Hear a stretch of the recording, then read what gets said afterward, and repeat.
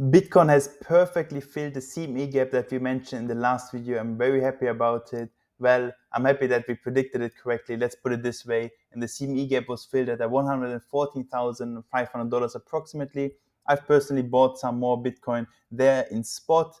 And overall, we're going down. We might actually go a bit lower. If we do go lower, we can go to this level of resistance here at around 110,000 to 108,000 dollars per Bitcoin. Let's see if that happens. I don't think it's the end of the bull market, though. Definitely not. We'll go into that in the future, in the rest of the video. So we have a bull flag forming, obviously, like we discussed in the last few days.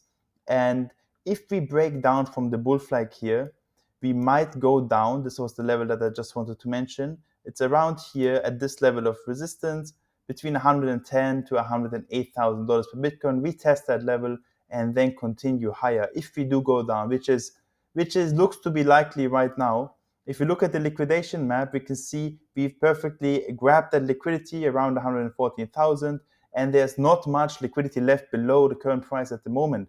I can see clearly most of the liquidity is above around $120,000 per Bitcoin.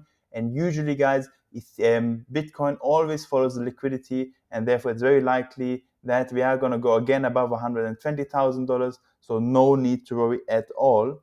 If you quickly look at the Ethereum ETF flows and the Bitcoin ETF flows, first of all, Bitcoin. So yesterday was an outflow, $114 million of outflows, and overall Bitcoin is very choppy, going up, going down. We've seen inflows and outflows. But if we look at Ethereum, actually, the ETFs of Ethereum, they've been positive the whole of the last week.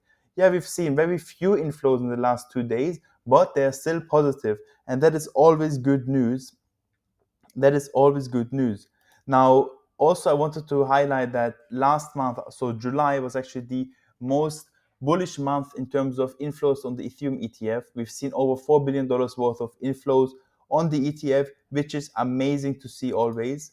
And I just wanted to highlight that we are still in the bull market, right? If we zoom out a bit here on the daily, we can see that we are still forming this major bull flag on the daily chart.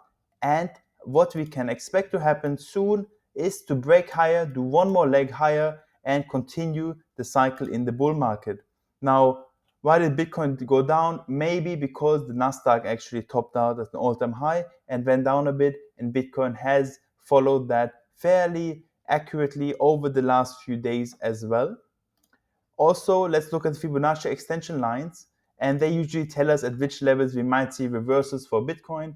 And Bitcoin has very clearly been rejected here at $123,000 per Bitcoin. And I expect if we go further up, we can reach all the way up to $137,000 per Bitcoin, where I believe we might top out this cycle at around end of September. And I'm going to show you exactly why I think it's the end of September. Now, after the Fibonacci, let's quickly look at the RSI divergence. And this is a bearish divergence. So the RSI, the relative strength index, is downward sloping. We can see here we have lower highs followed by lower highs. So we have a clear downward trend line, while the Bitcoin price is upward sloping. We have higher highs. And usually, the price always follows the divergence. Sorry, I need to get rid of the ads. So the price always follows the divergence, and therefore, very soon, I believe, we're going to enter a bear market. Now, I just want to reiterate that this is not the case yet. I think we're in the last stage of the bull market, and you can see here we have all the bull markets, right? We have all four of them actually, but let's focus on the last three. And we can always see that in the last stages of the bull market, the price has always gone up the most, and we are currently in the last stage of the bull market. And let me show you why I think it's September 29th. So we can measure the amount of days it took from peak to peak, okay?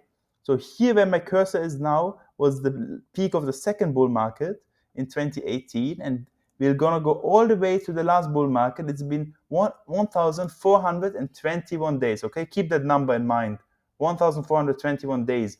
Now we're gonna do the same measurement again from the peak before, one sec, from the previous peak all the way 1,421 days will bring us to, here you go, September 29th.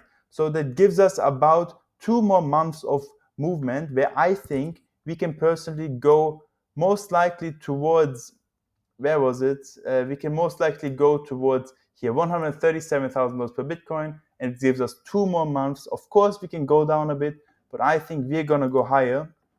And very quickly, if we look at the Bitcoin, actually the Ethereum against the Bitcoin chart, then we can see that also right now, once it loads, hopefully.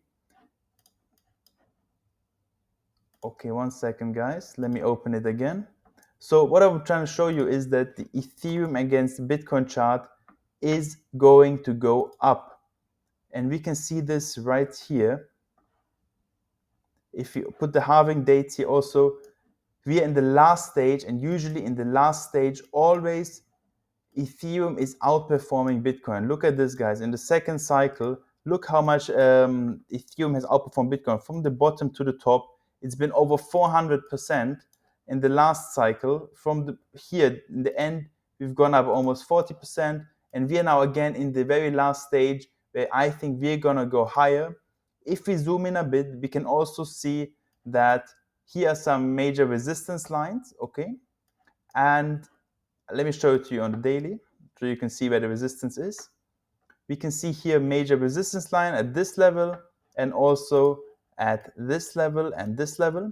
And we are currently very likely to hopefully break this resistance line. And once we do break the resistance line, it's about a 15% move to the next line, which if it does happen, Ethereum obviously clearly outperforms Bitcoin, and this will bring up all the other altcoins with it. And again, I think Bitcoin is going to top out around end of September, beginning of October of this year at around $130,000 to $140,000 per Bitcoin.